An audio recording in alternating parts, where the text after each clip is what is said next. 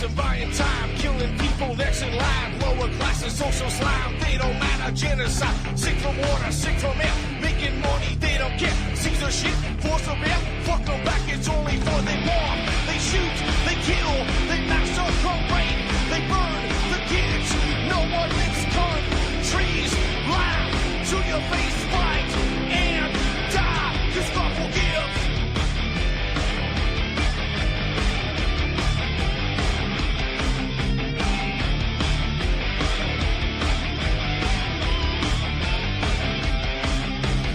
Selling lies and buying time, killing people next in line. Lower class and social slide, they don't matter. Genocide, sick from water, sick from air. Making money, they don't care. See their shit, force a bear. Fuck them back, that's only fair. They bomb, they shoot, they kill, they massacre, rape, they burn the kids. No one leaves countries. Lie to your face, fight and die. Cause God forgives. Yeah. Coming back around again.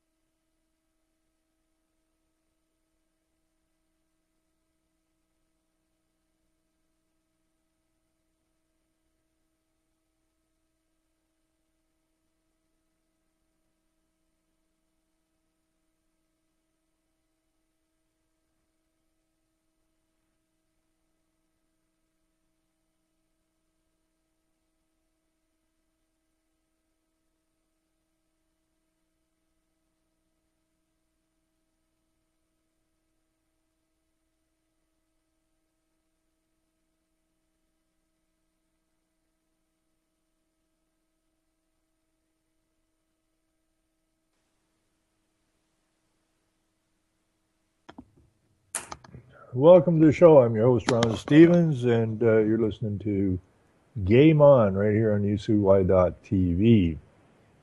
I think we're back on air.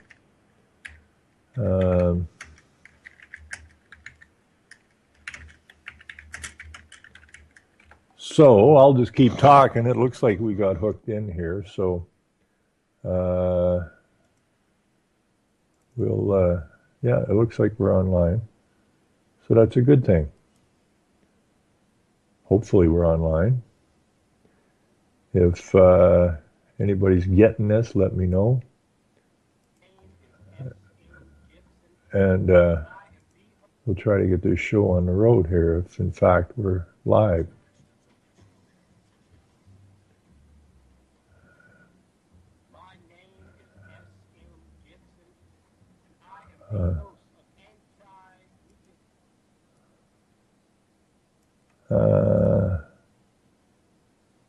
Okay, that's good.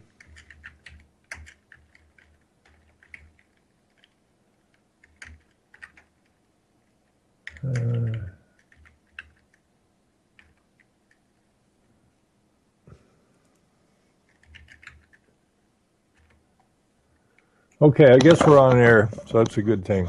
Pretty screwed up day.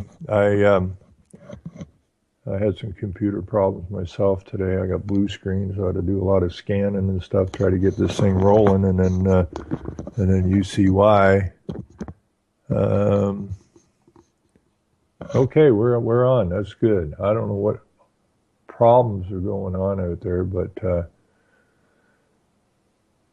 we're good. So that's yeah, there's a lot of weird things going on here today and yesterday and whatnot, but it's all good. Must be a special day over at the UN today or something. Screw up the radio show's day or something. Today is the International Day of Peacekeepers, everybody. You'll want to put that on your calendar because you don't want to miss that. International Day of UN Peacekeepers, and here's a nice picture. May the 29th, International Day of UN Peacekeepers. Now, who's buying all these blue helmets? You are. I am. The 2016 theme is honoring our heroes. These are the whack jobs they send over into small countries who rape the children and the women and kill people and that. That's International Day of UN Peacekeepers. They honor their heroes. The more than 1 million men and women, so it's a million man and woman army that they've constructed to basically be the international army. On the one hand, they're talking constantly about disarmament. You probably see that handgun there at the UN in New York with a knot tied in it. Everybody's supposed to be disarmed. Meanwhile, the UN and the globalists have built themselves a 1 million man woman army in order to drive you into a place you don't want to be at. Distinction and courage since first deployment in 1948. And we pay our highest tribute to more than 3,400 peacekeepers who have lost their lives while in service during that period, from Ban Ki-moon. The theme for the 2016 International Day of UN Peacekeepers is honoring our heroes. The day offers a chance to pay tribute to the Blue Helmets, invaluable contribution to the work of the organization, and to honor more than 3,400 peacekeepers who have lost their lives, yada, yada, yada. Today, more than 124,000 military, police, and civilian personnel are deployed in 16 peacekeeping operations on 4 continents. In a message to mark the day, Secretary General Ban Ki-moon said they manifest the best attributes of global solidarity, courageously serving in dangerous environments to provide security to some of the world's most vulnerable. Since its beginning in 1948, United Nations peacekeepers have evolved into one of the main tools used by the international community to manage complex crises that threaten international peace and security. It is in this period, a total of 71 peacekeeping operations have been established. More than 1 million military, police, and civilian personnel have served as UN peacekeepers. Over the past year, UN peacekeeping has faced many challenges. It has proven to be dynamic and flexible in its approach, which has resulted in protecting populations at risk and advancing peace processes. Have you ever heard such a load of bunk?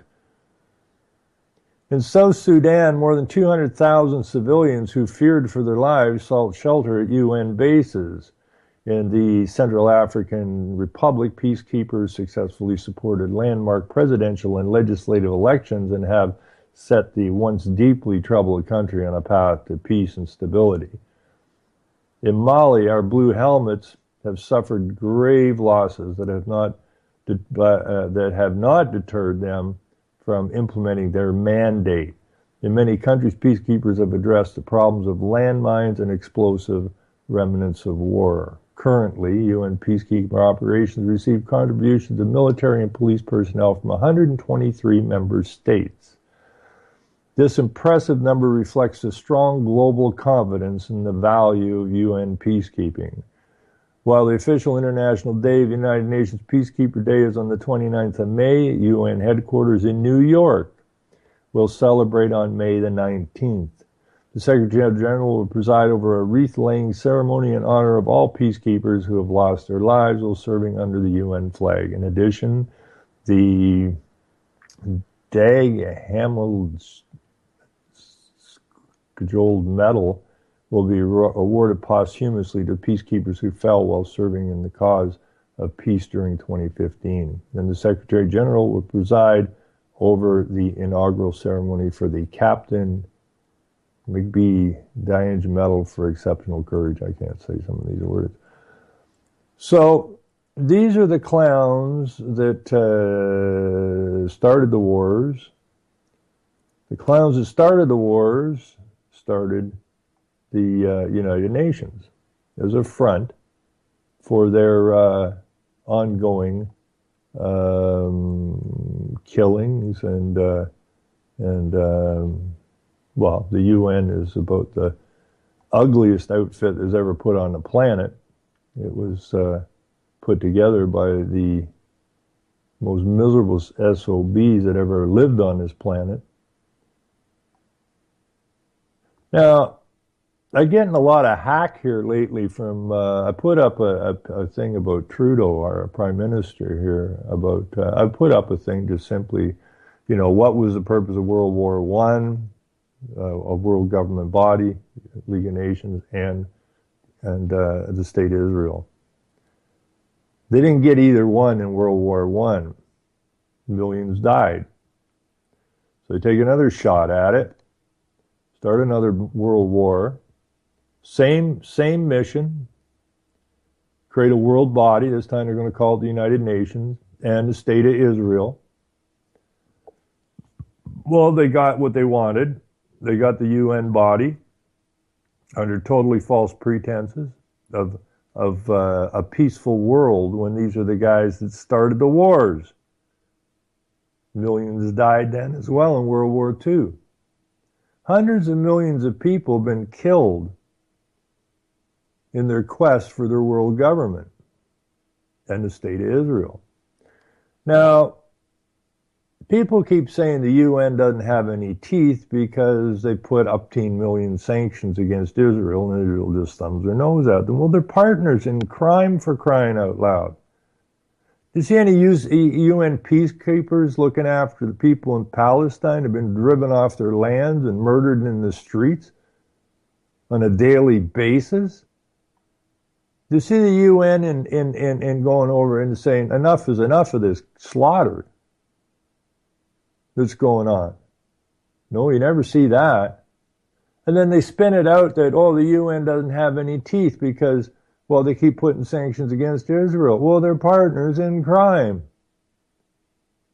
Period. That's what they are. Anyways, this is a very nice picture. Maybe someday we'll see these helmets in our neighborhoods because they are the international force. And we'll get to, maybe we'll get to shine their hats for them. Right? I mean, there's a lot of hats or helmets. But it makes you all warm and fuzzy inside to see these, to see all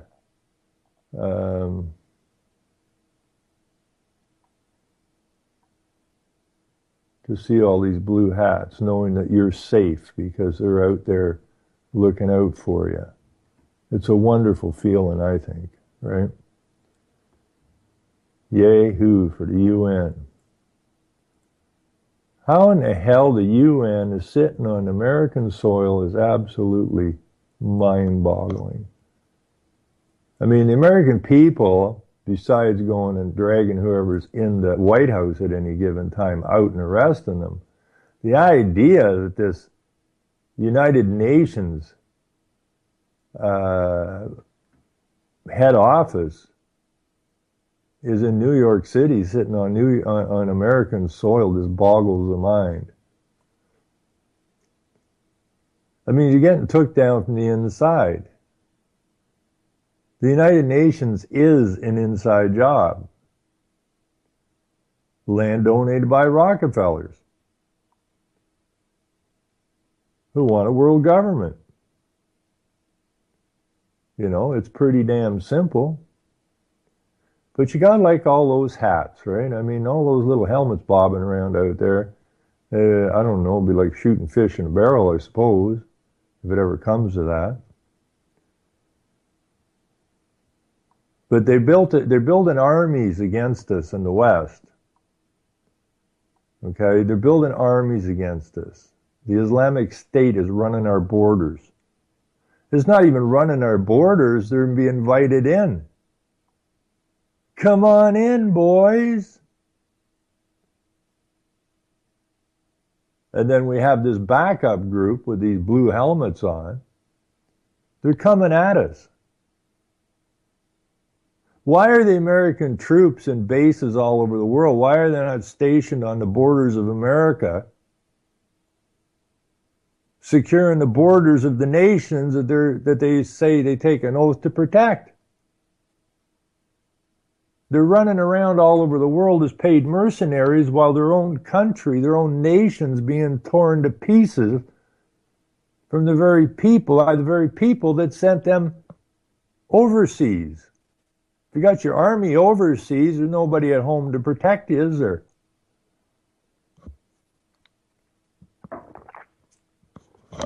Oh, America, wake up, please, please, please, please wake up. Get your soldiers home. I mean, what's it take? I mean, I read some statistics on the number of American troops killed overseas and the number of American soldiers when they come home, they commit suicide. And the numbers are astounding. I think what did I read? There's 128 vets killed themselves for everyone killed in combat. Something wrong with that picture? You got vets living on the streets all over the place. Vets committing suicide all over the place. Vets waiting in line like a bunch of dogs for medical treatment. And they open the borders wide open to the Islamic State and the southern border. It's a freaking sieve. I thought the original idea of the Army in America was to protect America from invasion. Well, you're being invaded. And you got no army at home. Get the boys home and the ladies. Get them home. Bring them all home. Get them educated. Put them on the borders. Close this shit down immediately. Take that United Nations building. Vacate this sucker. It's a big place. Vacate that sucker. and put all homeless vets that need a place to live into the United Nations building. Now you got a proper use for that building, because of what it's been used for since it was put there is to destroy the nation from the inside and destroy every other nation. How is it we let these handful of lunatics, these psychopaths, these sociopaths, these amoral a-holes to run our lives like this? It's been going on way, way, way too long. All you got to do is look around. You've been gutted out. You produce nothing. The food's poison. The air's poison. The water's poison. Think any of that's by accident? This is the takedown. Got to go take the farms back. Got to cleanse the land. Got to start producing real food. Got to get the garbage out of the water. Get the pharmaceuticals out of the kid. Get the vaccination needles out of the children. Get these lying idiots that are teaching the children out of the schools. As Shakespeare said, first, kill all the lawyers. You know, when I think about flat Earth, you know, it's a fiction, because you know the Earth ain't flat. Nobody can be that stupid. But they got us living in a fictional world, and the world actually is flat. It's a paper world. Paper's flat. And the lawyers and the politicians write their garbage on a flat piece of paper. And they enslave us because they turned us into fictional entities. So in that sense, I guess you could say the world is flat. The earth is not flat, but the world we live in is flat because we live in a fictional world. We don't live in a real world of men and women. We live as fictional entities that the lawyers dreamed up in order to enslave and deceive.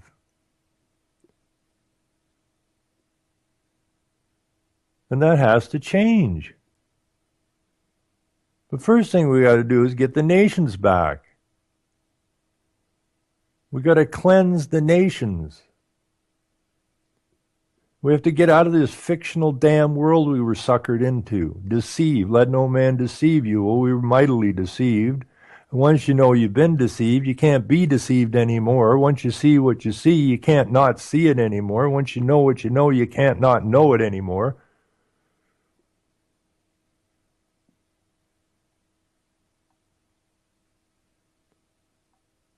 Things have got to change. People got to get up off their butts, and we got to get moving here. We got to get moving here, and we do need a critical mass. We can't do this. Last thing I want is a bunch of whackheads running around, finally losing it and starting a bunch of shoot-ups. And I got to take my hat off. I really do. I don't wear a hat, but if it did, I'd take it off. That the people have been extremely well behaved to date. I think most of the so-called militias in that understand what the game is. They understand that they want to shoot them up, and they're withholding that, and I thank them for that. Somebody's using some level heads out there, which is a good thing. What we do need to do, though, is bring back the forces that are supposed to be protecting America. Not shooting up a bunch of small countries, creating these migrants, which then show up here to take down the country, while those who are supposed to be protecting the country are blowing up small countries. Those in the armed forces have got to get it through their brains. They're not United States corporate soldiers. They're American men and women, big, huge difference. And their duty and their sole duty is not to protect the state, it is to protect their fellow man and woman. Period. That's their job as men and women. If they're going to be in the forces, then their job is to protect the people, not the fictional entities. And not to act as a fictional entity. Not to protect the state. The state is what the danger is to man. The state is what enslaved man. Man didn't enslave man. The state's enslaved man. Through the fictional entity. I mean, I'm going to vote for Trump. You can't vote. I'm going to vote for Bernie. You can't vote. You can't vote. All you do is you act as a proxy for the fiction or an agent for the fiction. You don't register to vote. You register the fiction to vote. Man and woman do not exist in this world. You say, well, of course I do. No, you don't. Men and women exist in law. Men and women do not exist in the legal system. Okay, huge difference.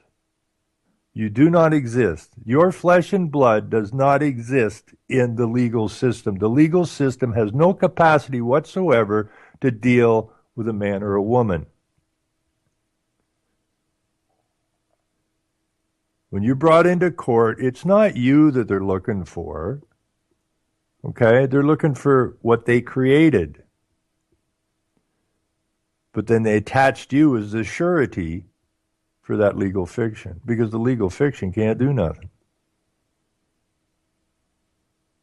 That's why people were being dragged into court for for offenses that nobody was harmed.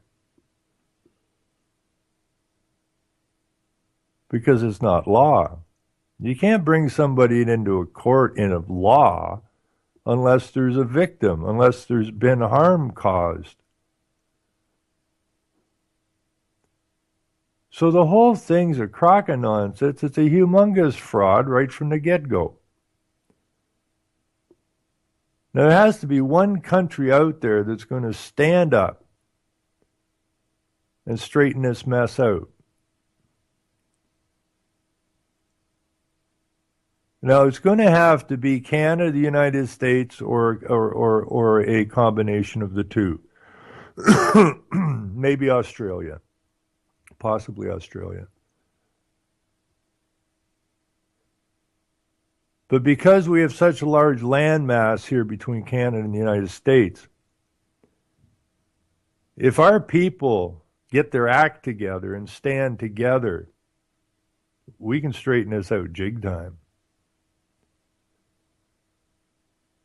Now, we don't have much of a force up here in Canada because our job during this fraud was to act as the peace nation.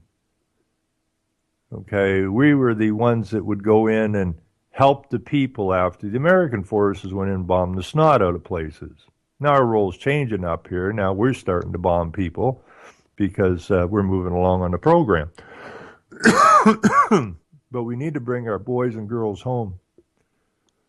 We need to educate our boys and girls that their job is to protect the people, not the state. Because by protecting the state, they're harming themselves and their own families. Okay? They're working for who they shouldn't be working for. Between our two countries, it doesn't matter. I mean, if the United States was the only country on the planet, or Canada was the only country on the planet, the United States would do very well for their population. It's just slightly less than the size of China. China has over 1 billion people in it. America has, let's see, about 25% of the population of China. Now, China manufactures most of the goods on the planet.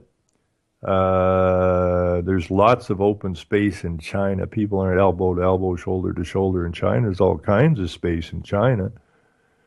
America has all the resources required to build, engineer, and grow everything that the people of that nation need, as does Canada.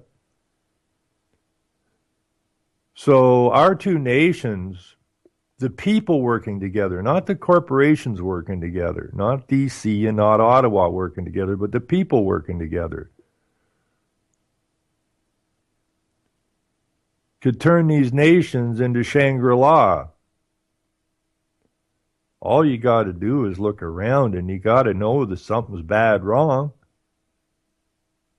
How in nations as rich as our nations are do you have people getting food stamps? How do you have people with no place to live? How do you have people who are freezing to death in the wintertime because they got no warm clothes and nowhere to live?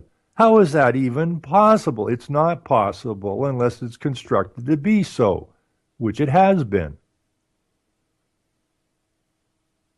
And we need to fix that. We need to get the United Nations and anybody that supports it the hell off our land. That means that every lawyer, every school teacher, every preacher, every politician needs to either come clean and get back on the right side of things or get out. Because they're all working as agents for the globalists. How in the hell can a child need 69 vaccinations or something? 62 or 69 vaccinations? How in the hell could any parent allow somebody they don't know jam junk they don't know what's in that needle into the arms of their children? How is that even possible? I mean, they turn the children into pincushions. That's got to stop. It's all about responsibility. Are we responsible for ourselves and each other, or are we not? Well, we're acting like we're not. We're acting irresponsibly. We're acting that we just follow the orders, and that's irresponsible. That whatever they tell us to do, we must do. That's completely irresponsible. And we need to take responsibility for what's going on around us, or we're screwed. You know, we can wave the flags all we want. We can call ourselves free all we want. We're just kidding ourselves. We're not free. We're slaves. We're corporate freaking slaves.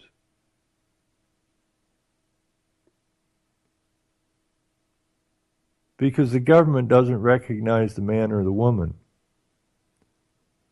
Okay? You're chained to that legal entity. It's no different than leg irons on the slaves on the plantations. It is no damn different whatsoever. They're the chains that tie you and enslave you. We're the most abused people. They talk about abuse over in these little countries. You people over here in the West have no idea how badly they've been abused. It's all window dressing. But now they're coming for us. And we need to back them up. Of course, I don't have any doubt that we will back them up. But we're going to have to start doing it fairly soon, or it's going to get ugly. And I think we need to do this before it gets ugly.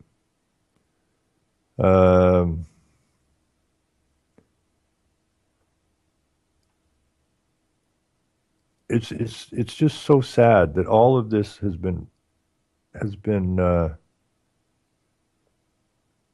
done to us, you know, through the media showing us pictures and that of the wonderful work that the United Nations does. when in fact it's the exact opposite. You know, when the teachers pride themselves on giving the children a good education, when they know damn well they're straight out lying to them. You turn on your TV and you see the latest, greatest pharmaceutical coming at you that just has some side effects that may make your ears bleed or your nose fall off your face or something. And people keep taking the crap. They go to the doctor and the doctor says, oh, here's what you need. Oh, thanks, doc. There may be some side effects, but then we can put you on another pill to counter those side effects. How about we eat some real food? You know, how be we clean up our water? I mean, the idea that the United Nations is into Detroit belly aching about what's going on in Detroit as far as the water is concerned.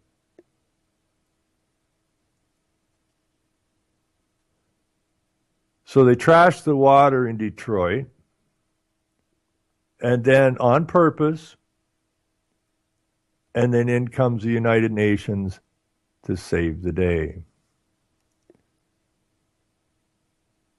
which is absolutely ridiculous.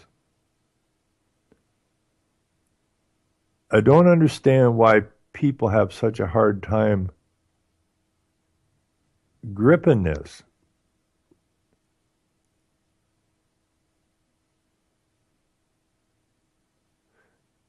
They've been starving people out in these little countries for basically ever. And then they play it out like they're there to help them.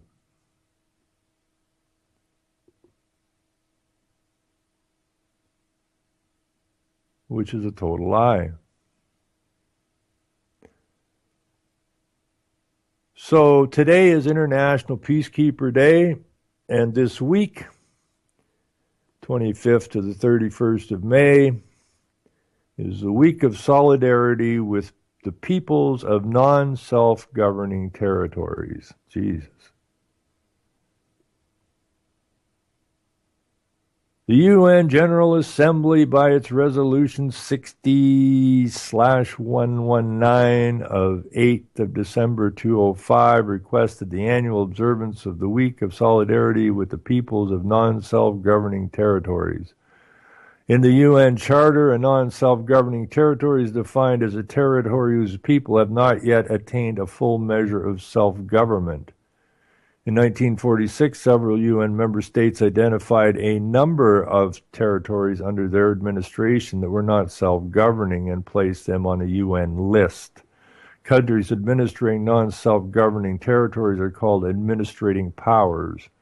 As a result of the decolonization process over the years, most of the territories were removed from the list. It urged the administrating powers concerned to take effective measures to safeguard and guarantee the inalienable rights of the peoples of non-self-governing territories to their natural resources, including land, and to establish and maintain control over the future development of those resources, and request the administrating powers to take all necessary steps to protect the property rights of the people of those territories. It also urged all states directly and through their action in the specialized agencies and other organizations of the United Nations system to provide moral and material assistance to the people of non-governing territories. For the United Nations to use the word moral shows you how sick these people really truly are. There is nothing moral going on at the United Nations. Absolutely nothing. It's an amoral body. Period. Now we have a little boy in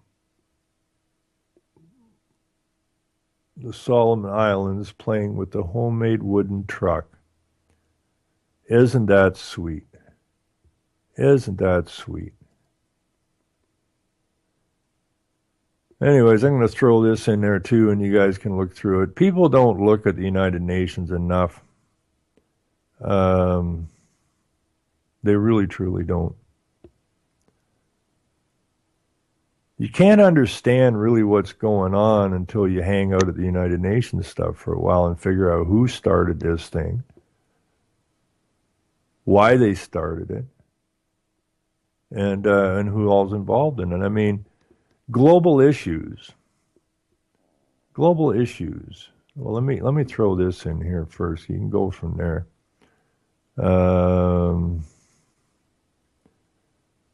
People really got to pay attention to the United Nations. The United Nations and the media have been they did a really good job over the years of every time somebody would bring up the United Nations and say, you know, this body, this United Nations body, this is a damn dangerous outfit.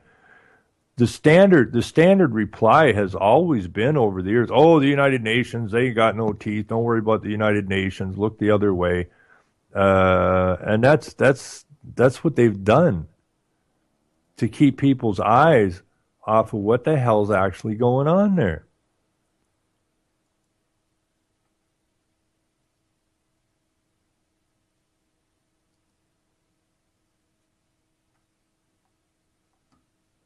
That's what they've always done. So we got global issues here from the United Nations. We have Africa is an issue. Aging is an issue. Agriculture is an issue. AIDS is an issue. Atomic energy is an issue. Children is an issue. Climate change is an issue. Decolonization is an issue. Democracy is an issue. Development, disarmament, environment, family, food, governance, health, human rights, human settlements, humanitarian assistance, international law, oceans, law of the sea, peace and security, persons with disability, population, refugees, terrorism, volunteerism, water, women. These are all issues that the United Nations is dealing with. These are all the issues that determine your life. Now, we know that climate change is a total farce, but somehow it's a global issue that the UN deals with. In the 19th century, an awareness began to dawn that accumulated carbon dioxide in the Earth's atmospheres could create a greenhouse effect and increase the temperature of the planet. A perceptible process is that direction has already begun. A side effect of the industrial age and its production of carbon dioxide and other such greenhouse gases. Well, what did Morris Strong say? Isn't the only hope for the planet that the industrialized nations collapse? Isn't that our responsibility to help bring that about? Okay? So you're being made to collapse. By the middle of the 20th century, it was becoming clear that human action had significantly increased the production of these gases, and the process of global warming was accelerating. Today, nearly all scientists agree that we must stop and reverse this process now, or face a devastating cascade of natural disasters that will change life on Earth as we know it. This is the garbage that comes out of these think tanks, these scientific things, but this is all funded. It's all funded by the guys who set this thing up. Then they attach all the countries to this organization that they set up. It's their organization. It's a not-for-profit organization. It's a tax-exempt foundation. And then they get the countries to put money into each of these programs.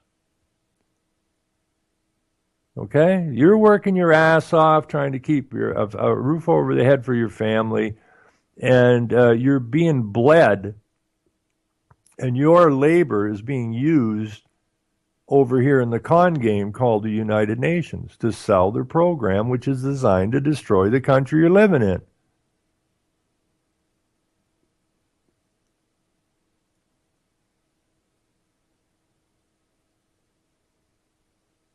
Population.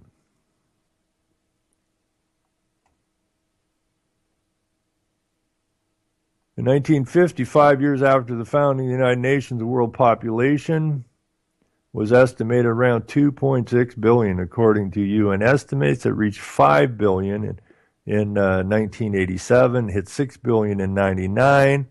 On October the 31st, 2011, the global population reached 7 billion, a global moment. A global movement called 7 Billion Actions was launched to mark this milestone.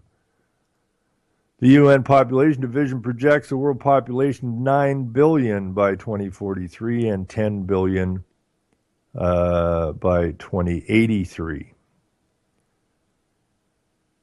And this is a problem. Okay, this has always been the problem.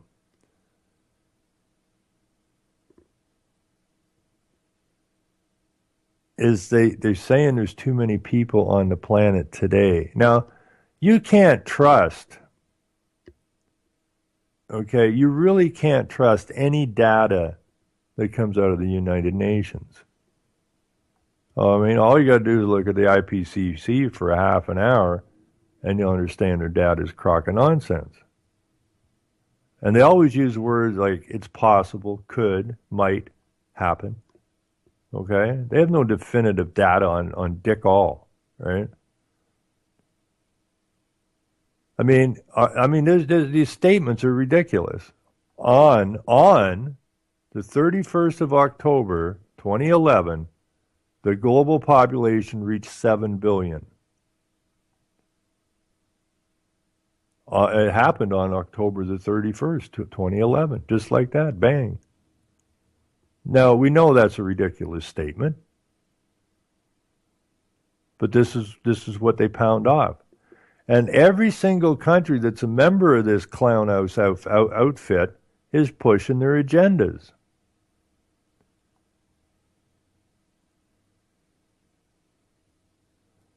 Now, where did I see this one here? Refugees. What do we got, refugees? A peaceful and prosperous world is one in which people can feel safe and secure in their homes, with their families, and in their communities. It is a world in which they can feel confident in their country, their culture, and in the family of nations and peoples on our common planet. Sometimes, for economic or other personal reasons, people choose to leave their homes to begin a new life in a new location. For better or worse, these decisions are made as a matter of conscious choice. But when nature intervenes in the form of natural disasters, people's homes are washed away, blown away, or shaken to the ground, uprooting entire communities. When war or civil unrest ravages a community, masses of people are forcibly displaced or simply flee to protect life and limb. At the extreme, they are left with only two options: death by privation, assault or genocide, or life in exile. One need only think of those forced to flee the violence and defer to glimpse the severity of their need. This is the plight of the refugees and the internally displaced today. In 2010, the Office of United Nations High Commissioner for Refugees counted 43.3 million forcibly displaced people worldwide, the highest numbers since the mid-1990s. This included 27.1 million internally displaced persons, 15.2 million refugees, and 983,000 asylum seekers. Of the 15.2 million refugees, 10.4 million were under the High Commissioner's responsibility, and 4.7 million were Palestinian refugees under the mandate of the United Nations Relief and Works Agency for Palestine Refugees in the Near East. Well, how's that worked out for the Palestinians? Not so damn good. More than 26 million people, 10.4 million refugees and 15.6 displaced persons were receiving protection or assistance from the UNHCR at the end of 2009, 1 million more than in 2008. By 2010, the UNHCR had identified some 6.6 million stateless persons in 60 countries, yet it estimated the overall number of stateless persons worldwide could be far higher at around 12 million. Unfortunately, conflict, natural disasters continue to take their toll on such persons, but their lot is much, much better than it might have been, excuse me, thanks to the commitment of the UN family to help them return to their homes and to protect and sustain them until their return becomes possible. When their homelessness results from conflict, UN peacekeepers are often there to rape and kill them. No, I'm just kidding there. Are often there to protect the camps in which they must live, which are jails, by the way. When they are left without access to such basic necessities as food, water, and sanitation, the UN family provides it. When their health is endangered, the UN system sees to its protection. Much of this support is provided through the United Nations Humanitarian Action Machinery. The International Agency Standing Committee, through its cluster approach, brings together all major humanitarian agencies, both within and outside the UN system, for coordinated action. The UNHCR is the lead agency with respect to the protection of refugees and the internally displaced, with the International Organization for Migration. The IOM is the lead agency for camp coordination and management, and it shares the lead with respect to emergency shelter with the International Federation of Red Cross and Red Crescent Societies. UN bodies actively involved in this cluster approach includes the Food and Agricultural Organization of the United Nations, the United Nations Development Program, the UNDP, the United Nations Children Fund, UNICEF, the Office for the Coordination of Humanitarian Affairs, the OCHA, the World Food Program, the World Health Organization, and the Office of High Commissioner for Human Rights. The Office of the High Commissioner for Refugees has twice been the recipient of the Nobel Peace Prize. 1954, the year I was born, and 1981.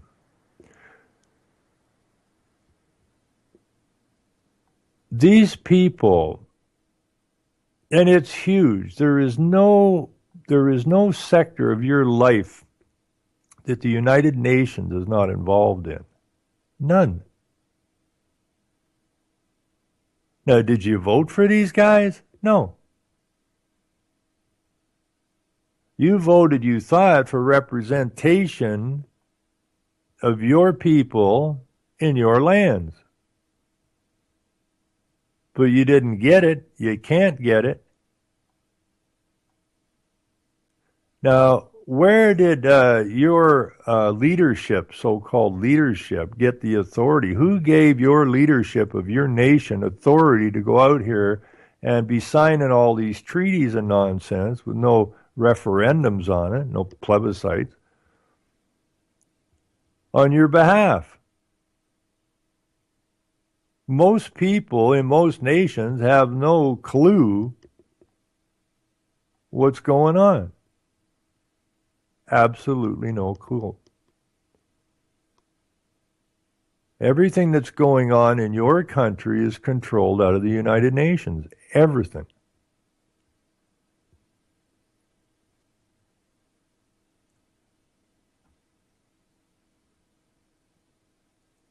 What's it saying here about governance? Governance. In the community of nations, Governance is considered good and democratic to the degree in which a country's institutions and processes are transparent. Its institutions refer to such bodies as Parliament and its various ministries. Its processes include such key activities as elections and legal procedures, which must be seen to be free of corruption and accountable to the people. A country's success in achieving this standard has become a key measure of its credibility and respect in the world. Well, key activities as elections. No man or woman in a country that's run by a legal system can vote. Legal procedures are not law, which must be seen to be free of corruption and accountable to the people. No government is accountable to the people. None. You are surety for the debt. That's about it.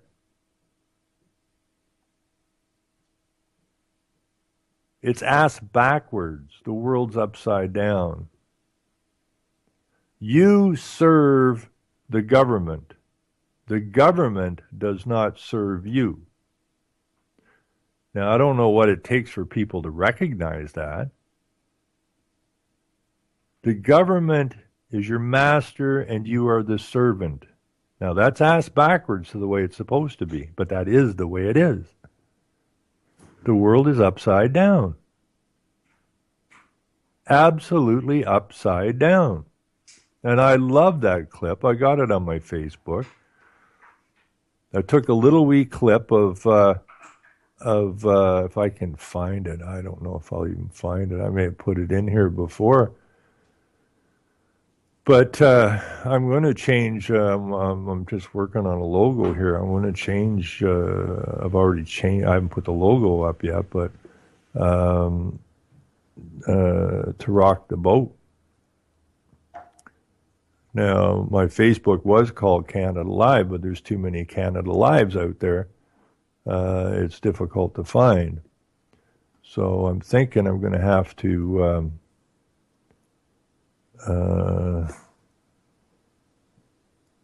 do this a little bit different now so that we can be found a little bit easier. But that clip, you know, and like I've said before, we don't watch many movies around here. In fact, I don't recall the last time I did watch a movie, but my wife kind of got a kick out of those Pirates of the Caribbean movies, and Johnny the Nutcase Depp, I guess. She liked his little shenanigans there. And the clip in that it absolutely nailed it. I mean, everything, when you watch a movie, I mean, if you know what you're looking for, it would be good. Most people think they're just going there for entertainment, which they're not really. You're being there to be programmed or told a story. But that little clip where Depp gets it, he finally gets it. Something ain't right.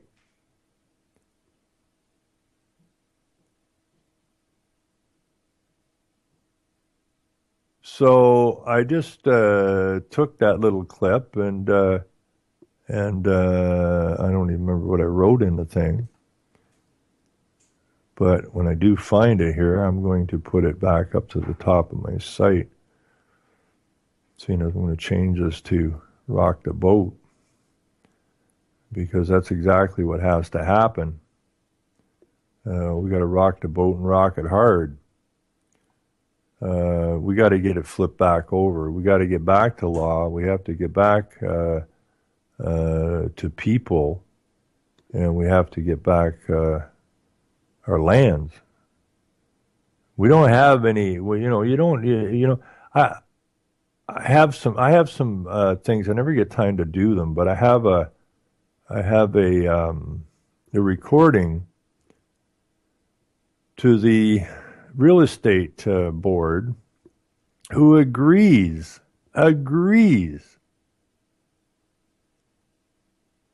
that real estate is a complete and total fraud. which it is. You don't buy land.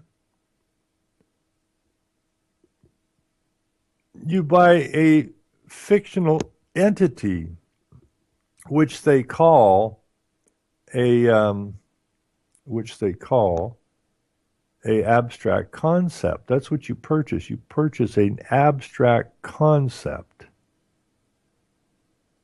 And then you go to a bank where you borrow fictional money, of which you agree to pay interest on. So you don't own the land your house is sitting on. You didn't borrow any money, and people struggle most of their working lives in order to facilitate this debt, in order to purchase this property, not the land and not the buildings. They say, well, I might not own the land, but own my house. Well, where are you going to put it? On another fictional piece of land? You don't own the land. You didn't borrow the money. The world's upside down. Simple as that. And until when you have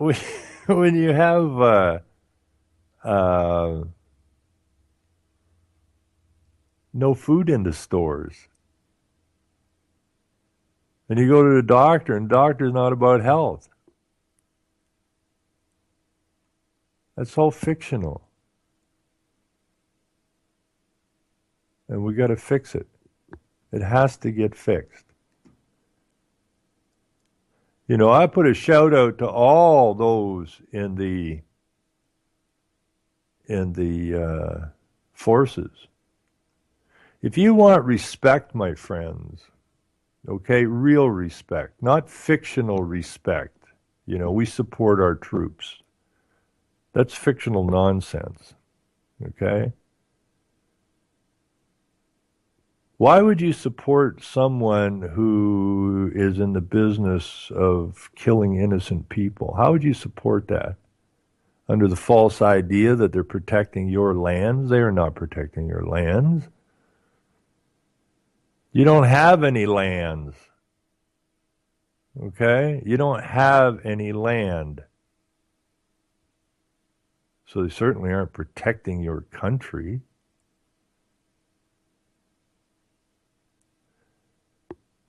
But a shout out to all the forces and the police. You, of all people, need to get your act together. You are the people who have to come to grips with this fictional world that we find ourselves stuck in. You know, if you want to protect your nation, so to speak, if you wish to protect the peoples of your lands, if you want true respect, then come on home.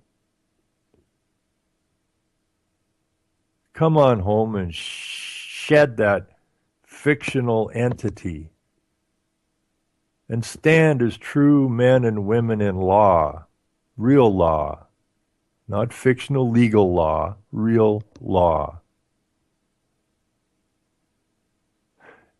And if you do that, then you realize you have a duty to go and immediately arrest all the politicians. And that includes the PMs and the presidents. Because their system, their legal system, has caused grave harm to everybody on these lands, whichever lands you live on. That you, the soldier, you, the policeman, are slaves just like everyone else. And you are protecting the slave owner.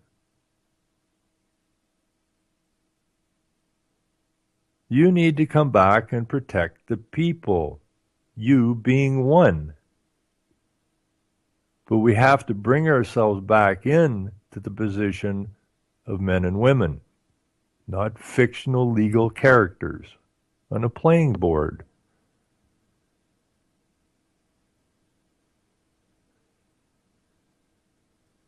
So, if you know a soldier or you know a policeman or woman, you need to talk to them.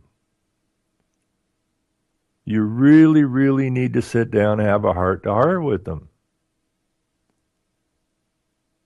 I mean, surely to God, they can see what's going on.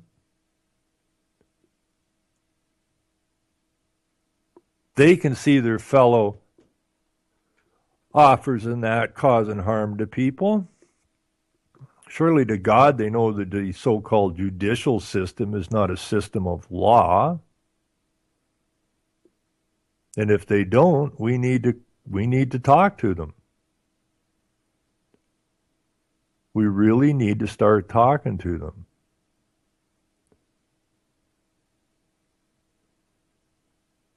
We got to get the soldiers home. And they got to understand what their true duty is.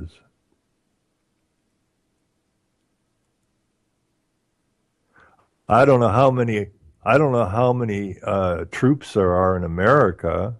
I would think a lot. I don't mean in America, but I mean everywhere else on the planet except America. That all of these problems, if they would just come home and get their boots on the ground they're supposed to be protecting, we could fix this pretty much overnight.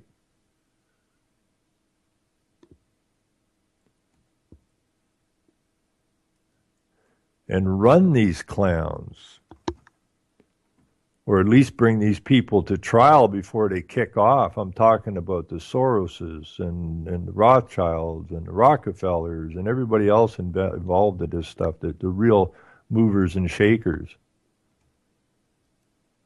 Need to be made to stand trial before they die. This is no different than the Nazi hunting down the Nazis after World War II. No different whatsoever. And all of these people that say they're just doing their jobs. Well, what you do hurts people, and you can't do that. That's against the freaking rules.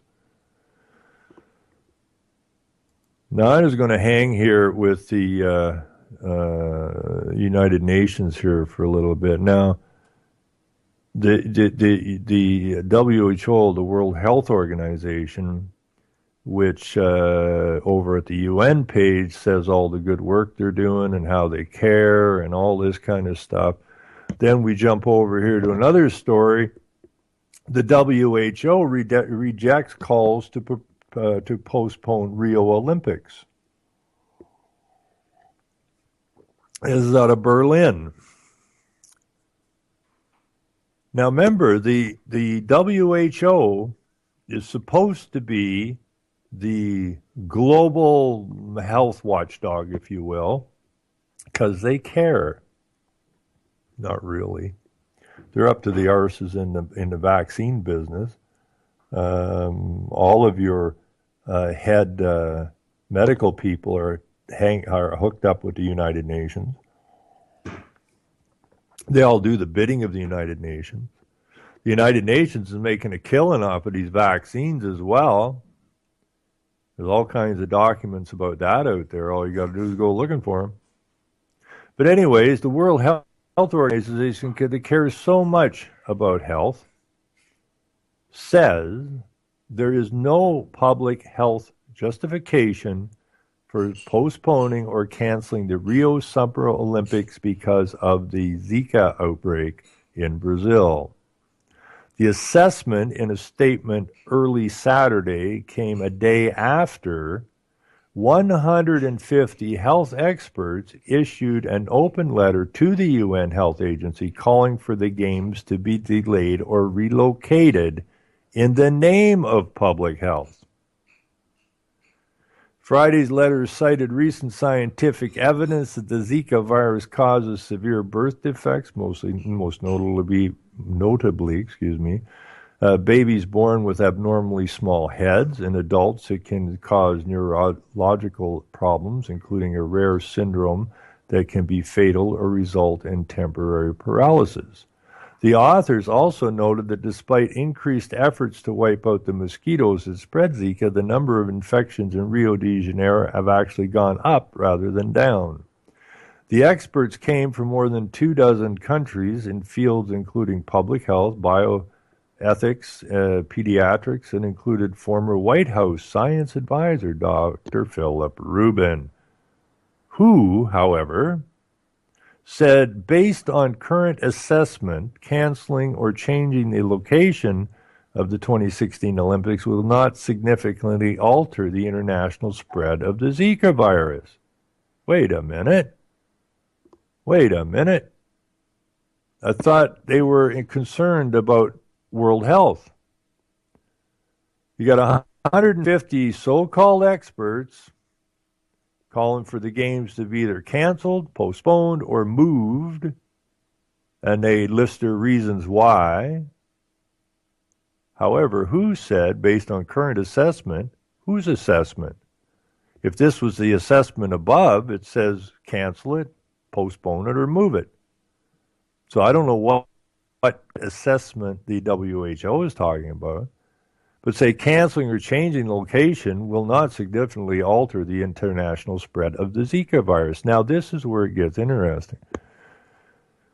Several public health academies or academics had previously warned that having hundreds of thousands of people travel to the August 5th to 21st games in Brazil will inevitably lead to bursts of more brain-damaged babies and speed up the virus global spread.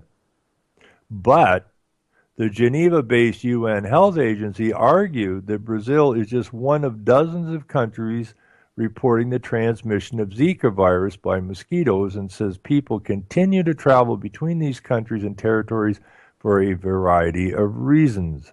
Based on the current assessment of the Zika virus circulating in almost 60 countries globally and 39 in the Americas, there is no public health justification for postponing or canceling the games, it said.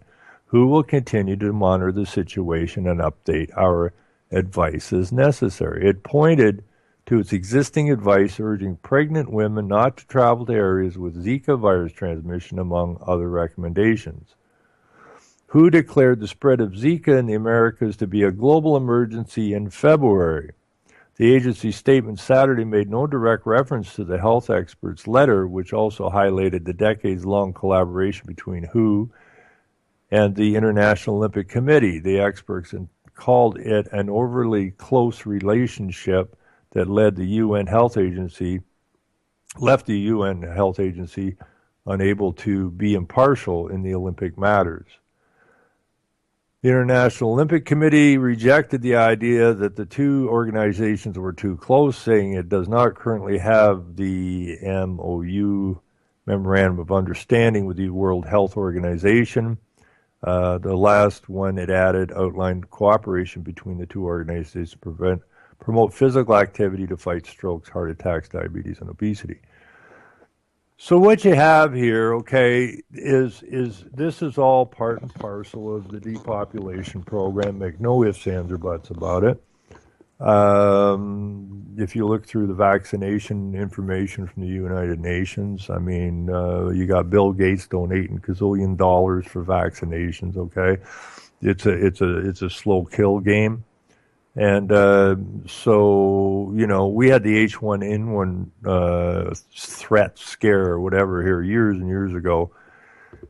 And the idea was that once the WHO determines it to be I think it's a number 6, whatever, alert 6 or whatever they call it, that the WHO actually takes over your country's health system. Okay? You know, you say, we're an independent country. I don't think so. Okay? There's nothing independent about our nations. Our nations do as WHO asks us to do. Our nations do is what every other organization in the United Nations asks us to do, and why not? Okay? The World Bank and the International Monetary Fund are hooked up with these guys. If you don't do what they tell you to do, you're either going to get these phony loans called or you ain't getting any loans. Okay? So you do as you're told, and then they spin this off. But I mean, this is absolutely ridiculous. That you have 150, and I have no use for scientists anyways. But you have 150 of these goomers saying, we need not to do this right now.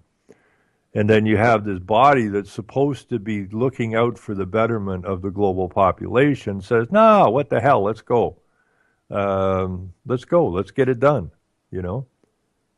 Because they're trying to spread the virus, not contain it, spread it. And there it is, the United Nations building with a handgun with a knot in the barrel sitting on American soil. How freaking pathetic can it possibly get?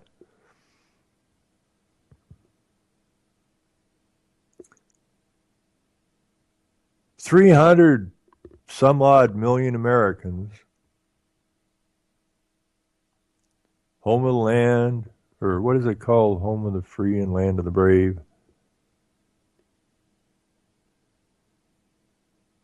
Don't have drinkable water in Detroit. Having the BLM shooting people and throwing people in jail. Having the confiscation of people's private property in order that the police can fund themselves better. Checkpoints, what is it, 100 miles inside the borders of America? Checkpoints. Papers, please.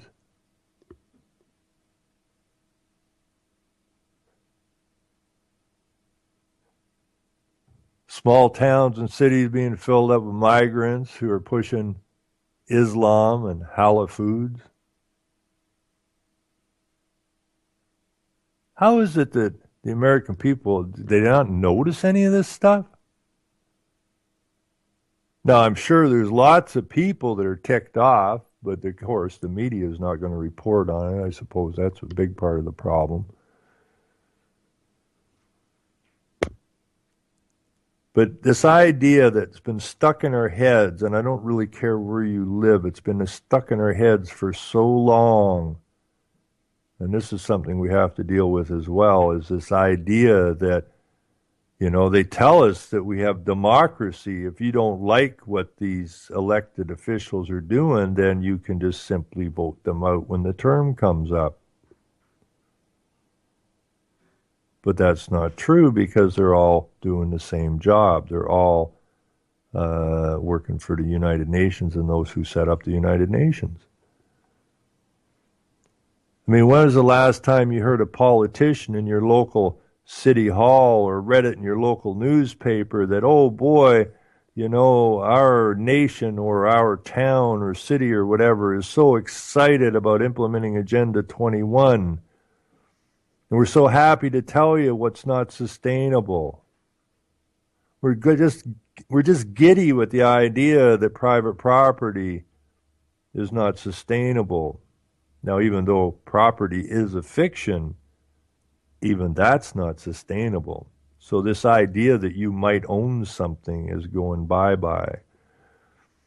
This idea that a private vehicle is not sustainable. This idea that agriculture is not sustainable. This idea that air conditioning is not sustainable. This idea that golf courses and so on and so forth are not sustainable.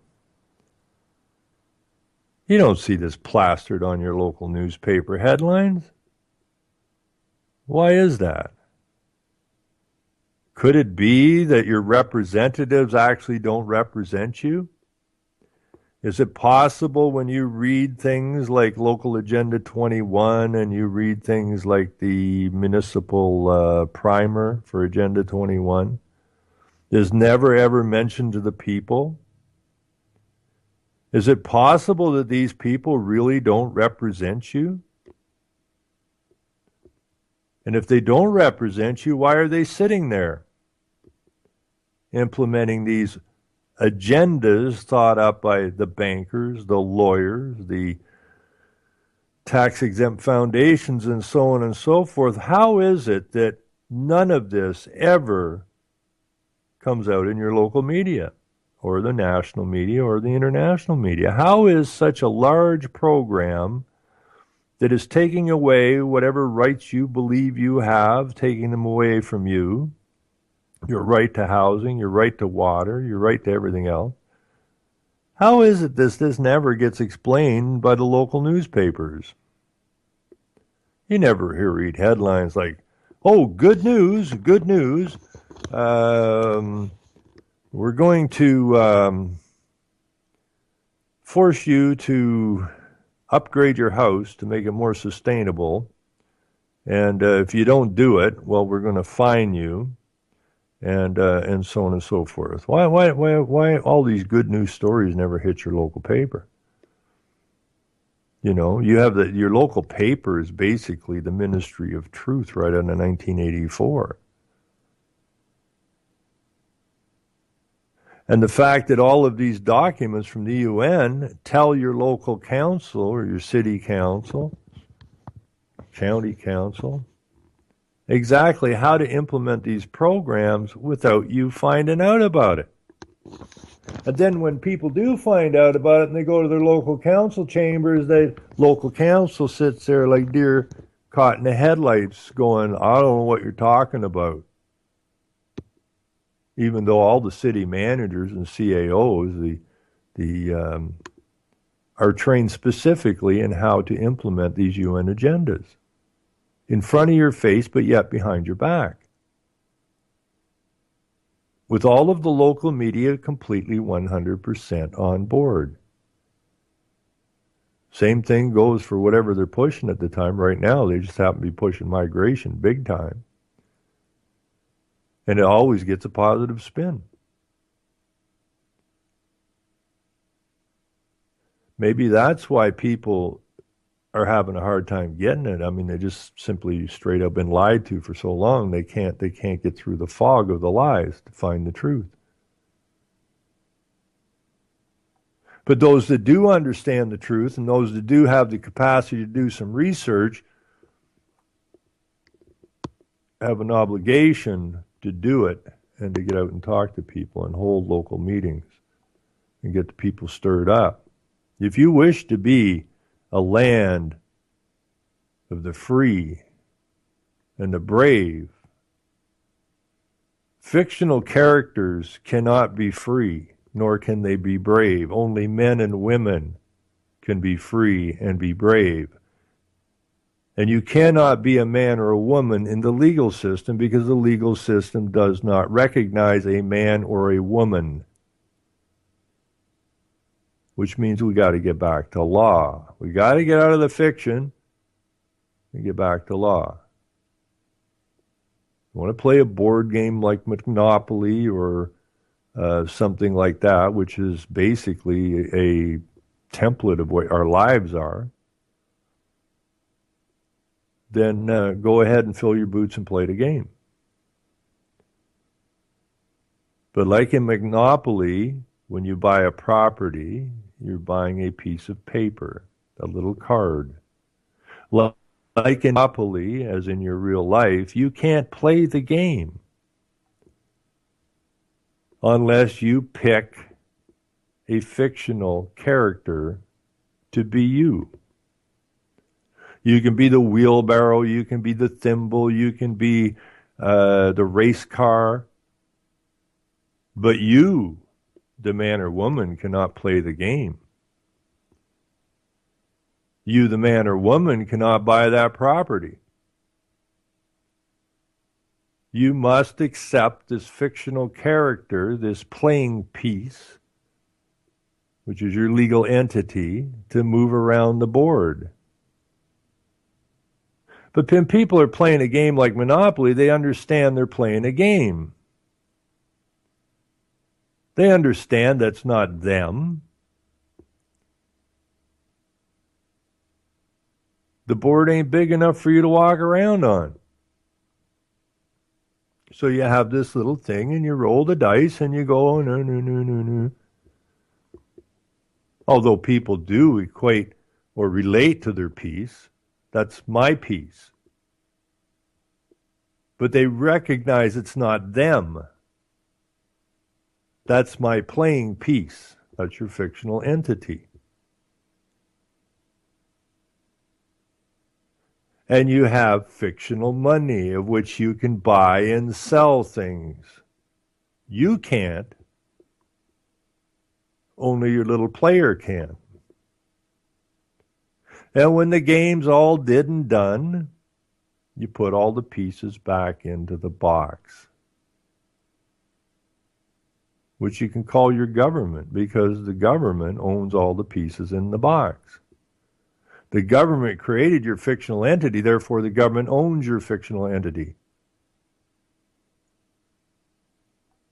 But when you're done playing Monopoly, you put all the pieces away and go, that was a fun game. Let's get on with our real lives. Not realizing your real life is the Monopoly board.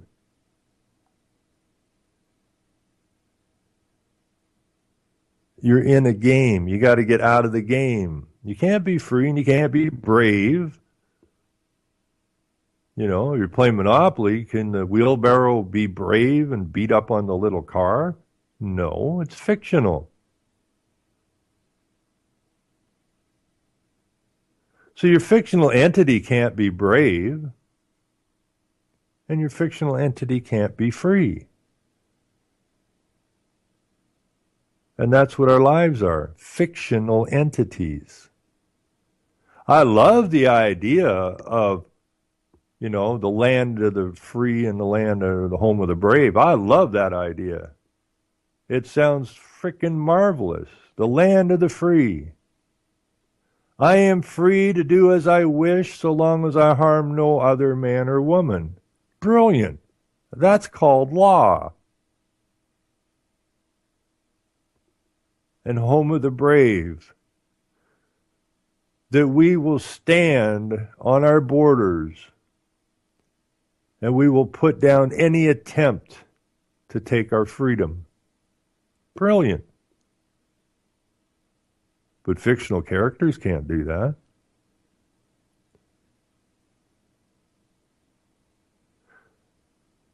Which means we got to get back to law. You know, I mean,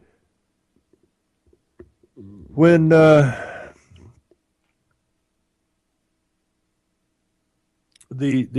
whole idea of freedom is law. The whole idea of slavery is called legal. They are not the same. They have never been the same. One is based on truth and fact, and one is based on deception and fiction. Let no man deceive you. It's that simple. It can't get any simpler than that. Let no man deceive you. You have been deceived as I have been deceived. Now, why would we accept that? Once we know we're deceived, we can't not know we're deceived. We know we're deceived at that point. We know that we've been lied to. We know that we've been enslaved. So how in the hell can we run around calling ourselves that we live in the land of the free? You don't live in the land of the free. You live in the land of the enslaved. Period. There is no freedom. This idea of waving the flag and yelling, we're free, is just kidding yourselves. Now, I would like to see the day when everybody's standing and go, we are actually free.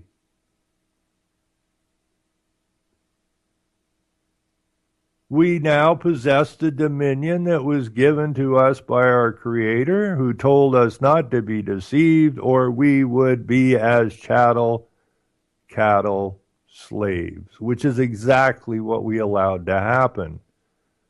And whose fault is it? Is it the politician's fault? Is it the banker's fault? Is it the lawyer's fault? Is it the teacher's fault? Is it the preacher's fault? Of course it's not. It's our fault. Because we allowed ourselves to be as deceived, and then we got into the fictional game board and we decided to play. So we enslaved ourselves. Now, we were coerced into it. We were promised things. The whole idea of the incorporation, and when they started to incorporate the free towns, if you want to call them that, the free towns way back in the day when they used to run the lawyers out of town, almost made it to freedom when they came across the water to get away from the enslavement they were under over on the old countries. Almost made it to freedom. But eventually the lawyers and the bankers got in and took things over and enslaved everybody once again. I think that's why Shakespeare said first, kill all the lawyers, because they're all criminals, because they're all deceivers, and they're all liars. Between them and the bankers and the later on politicians set up a system of total enslavement. Now, why would we want to be enslaved? Well, we need the government to protect us. From who? Who are you being protected from? Excuse me. Well, criminals and that. Well, who's stealing from us? Well, the government. Who makes us buy licenses to do what is lawful? Well, the government. Well, ought not the people be protecting the people from the government? Everything's ass backwards. Absolutely ass backwards.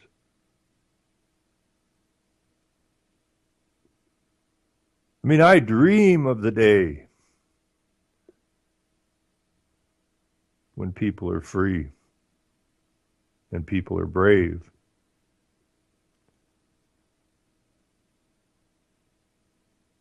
It'll be a glorious day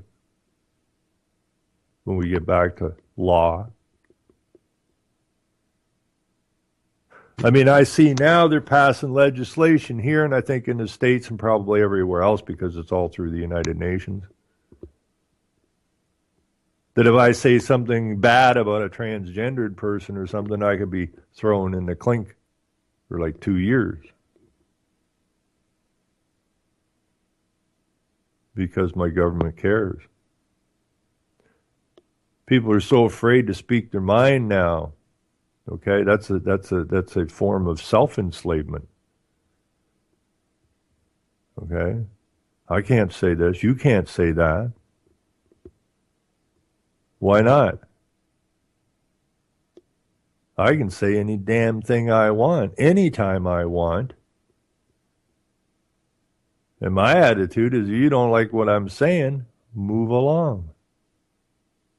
Move along. There, see? Now we don't have a problem with each other anymore. That's not how this is set up. This is set up the same system. Everything works on templates. And all of this anti-this, anti-that, anti-whatever, that you'll get in trouble or you'll have to apologize if you're anti-this or anti-that, I'm sorry to say, comes directly from the Jews, where they use the anti-Semitism thing, this victim deal. Like they're the only ones that were killed in the wars. I know the number's not right, because they were using number 6 million long before the war. But even if 6 million Jews did get killed during the war, those who set up the wars were willing to sacrifice those 6 million in order to get what they wanted, and that was a state of friggin' Israel.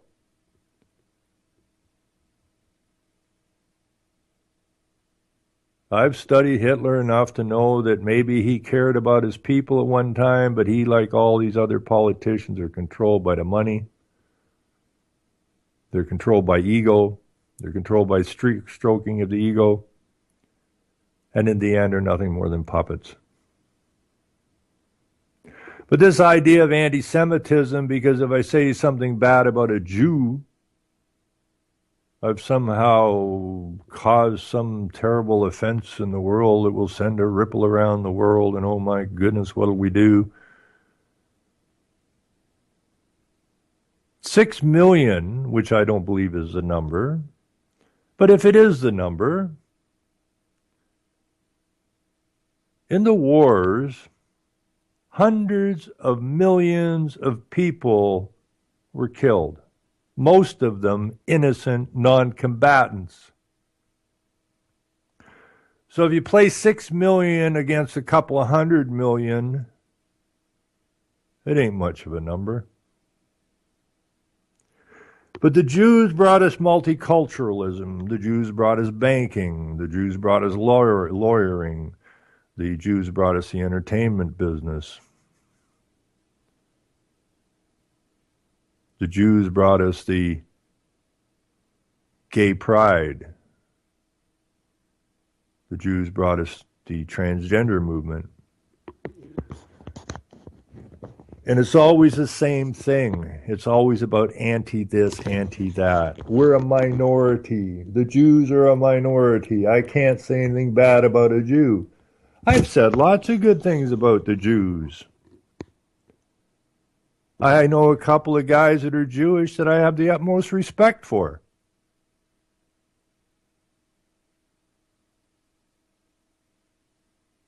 I'm not talking about those Jews. I'm talking about the Jews who are in the business of mass manipulation. The boys at the top.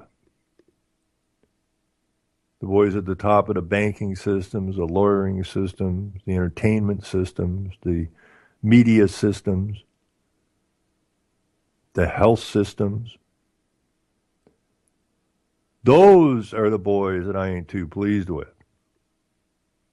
Those are the boys that use psychology and marketing to move programs into societies where these programs would never be accepted. Then they start passing legislation in that so that you're not allowed to say anything negative about these poor, victimized minority groups. And that wasn't, we must bend over and take it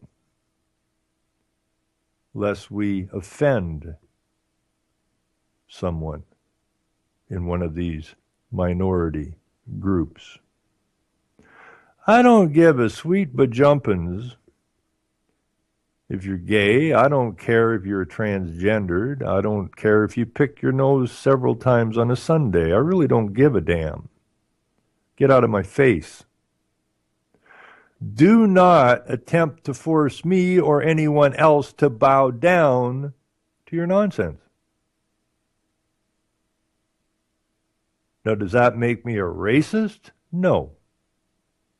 That makes me simply someone that understands the psychology being employed upon the populations. That's all it makes me. It certainly doesn't make me a racist.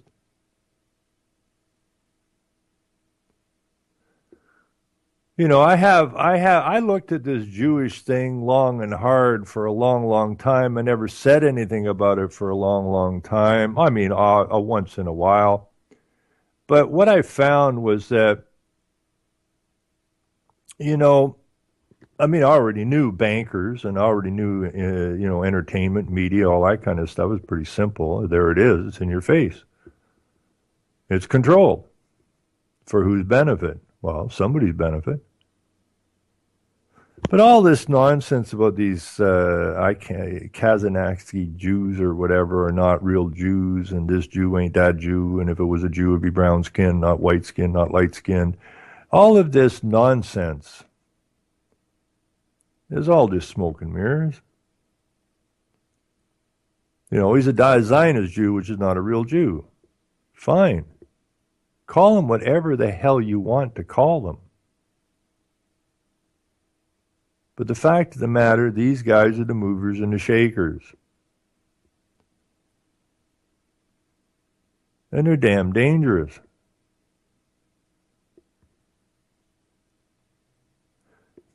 You know, the parents who I don't know what it must be like to be a parent today. It must be a bugger of a thing. You know, it must really be tough. You know, I can hear parents that care, you know, to a point, but it's always peer pressure that moves them.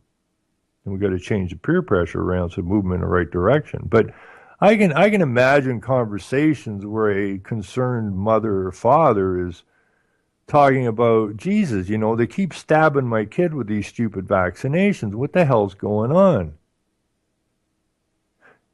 And if he's talking to the average man or woman out there, he's probably not, or she's not going to get the reactions she's looking for. The reaction should be more or less, yeah, they really are pumping our kids. Why are they doing that, do you think? Well, maybe we should go and find out. Not likely the response they're going to get. The response they're probably going to get, well, you know, if you don't get Sally or Jimmy their vaccination, you won't be able to put the child in school.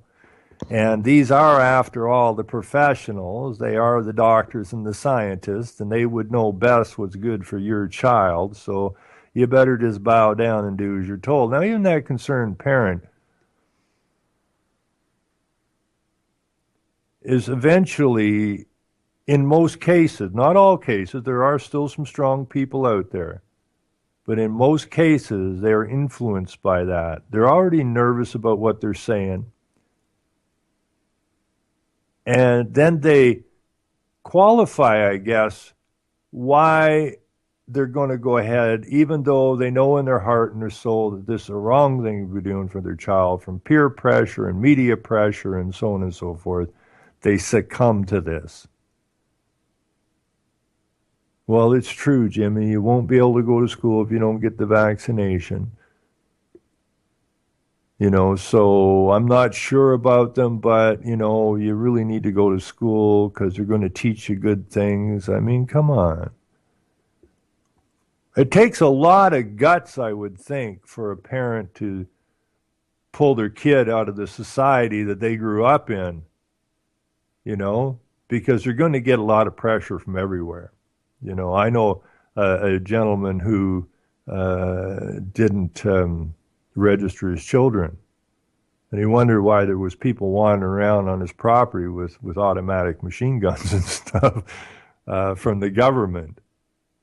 Well, the government, as far as they're concerned, you stole what they believe is theirs, which is your child. Okay, every child is monetized. Every child is used to borrow with. Every child's made security for what was borrowed. And every body's worth money.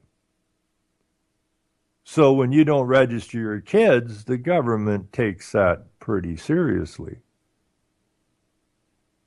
Because as far as they're concerned, you're stealing their cash. And the pressure, I know, is immense. I know another couple who decided not to register their child, and after severe pressure from different government agencies and that the child won't be able to attend the school, the child won't be able to do this, the child won't be able to work, the child won't be yada, yada, yada. The mother finally succumbed and signed the paperwork, turning their child from a real body, something with a soul, into a fictional entity, which enslaves the child throughout his life. So I understand how difficult it is for people to step up to the plate. I get that. But there are solutions to it. You know, if you're going to pull your kid out of the school, before you pull your kid out of the school and you don't know what you're going to do with your kid and you don't have the capacity to teach your kid anything, before you go and fly off the deep handle and say, well, I'm just taking my kid out of school, What you need to do is you need to sit down with people in your neighborhoods, and you need to explain them. And why not set up a research club? Instead of sitting there watching TV or whatever you're doing, why not set up a research club? Get 2 or 3 people over. Do it, start at the small. You know? It's almost like osmosis. You know, hey, Kathy, I'm glad you dropped over. Have a coffee. It's on the stove. You know, come here. Look, I'm looking at this stuff about vaccines, man. You got to come and see this stuff. Or this stuff about Common Core in the schools. You got to look at some of this stuff. Oh, I'm not interested in that stuff. Well, just come and look at this for a minute. It's almost how you have to do it in a lot of cases. But you got to perk their interest somehow, and it takes work. Anything worthwhile doing takes effort.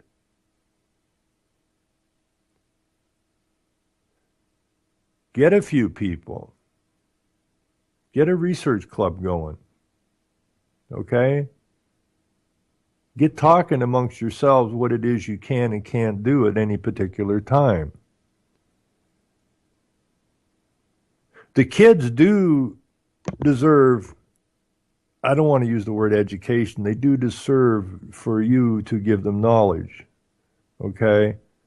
The native people did not educate their children. The knowledge was passed down from generation to generation to generation. If they come up with something new, then that jumped in, and then that would be passed along as well. That's how it expands. And that's what we got to do in our neighborhoods. Now, well, we're all busy working and everything. How can we do this? Well, find someone that has the capacity to work with the children, someone who, and that person, I guarantee you, lives in your neighborhood. I don't care how rich or how poor your neighborhood is. That person, or that man or woman, I hate that word too, person, but a man or woman has the capacity to pass knowledge along to your children. Now, if you have 30 working parents or 10 working parents who have children, you have enough kids to set up a school. I mean, my wife went to a one-room schoolhouse. I never had that pleasure. I always thought it would have been kind of a weird experience. But my wife attended a one-room schoolhouse, as did her brothers and sisters. And a lot of people around here, when I moved here, there was little one-rooms. They were just starting to shut them down, really, and move more into these so-called public school systems. But there was little one-room schoolhouses all over the place. The Mennonites do that now. The Amish do that now. They educate, or they pass the knowledge to their own people. And there's no reason we can't get back to that. And from there, you can get your kids out of the school system. From there, you can get your kids away from the vaccinations. From there, you're going to have a lot happier kids. From there, you're going to have a lot happier neighborhood. From there, you're going to end up back with open door policy in your neighborhood. Because now you have neighborhoods that are looking out for themselves. They don't call in 911. They know how to look out for themselves. They know how to protect their own neighborhoods. People will not walk into a neighborhood to do you harm or steal something when they know the whole neighborhood is connected to each other. And I'm not talking about this global one connection. I'm talking about a neighborhood connection. I'm not talking about a one that is administered from outside. I'm talking about a one that is administered from inside. By and for the people, not by and for the corporation.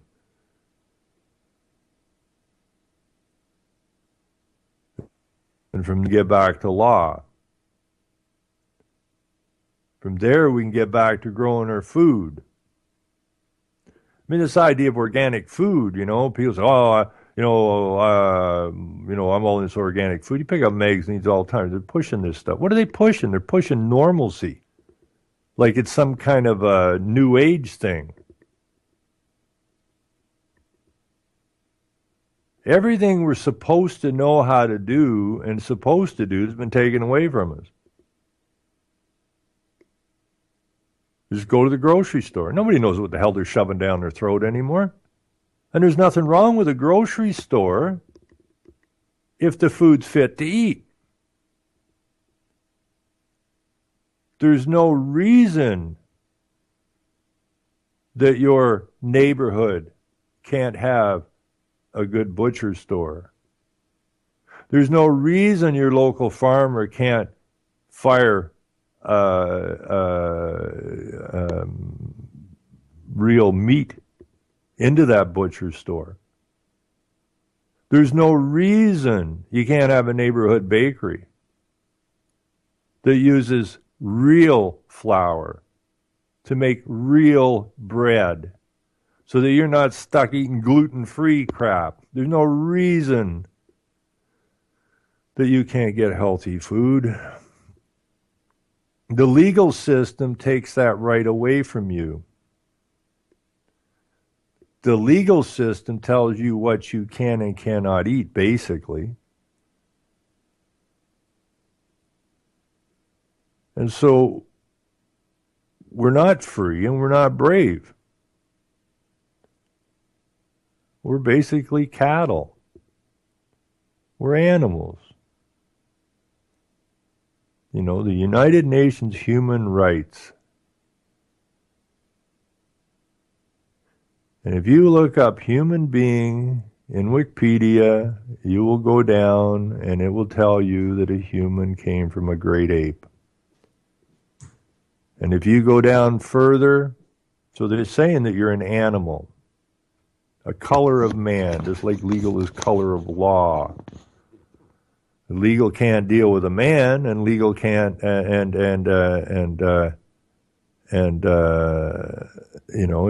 it's all fiction. A human is something they made up, and that's what they take to court. You're just a stupid animal.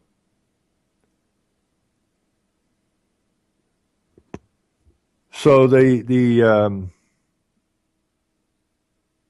whole deal is, when you bust this down to brass tacks, we have to get out of the legal system and we got to stop being humans. Period. It's just that simple. Law is for man. Legal is for humans. If you put in human being over there in Wikipedia, you will get down near the bottom, and there was a great big spiel in there from the United Nations saying that humans are the cause. There's too many humans. A human is an animal. Now, if you want to be an animal, go ahead and be an animal. You're going to get treated like an animal. Okay? You will be as cattle, chattel, and slaves. Your labor belongs to them.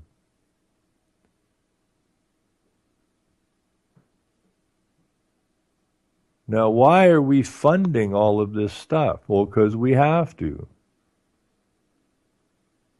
No, we don't, actually. No, we don't.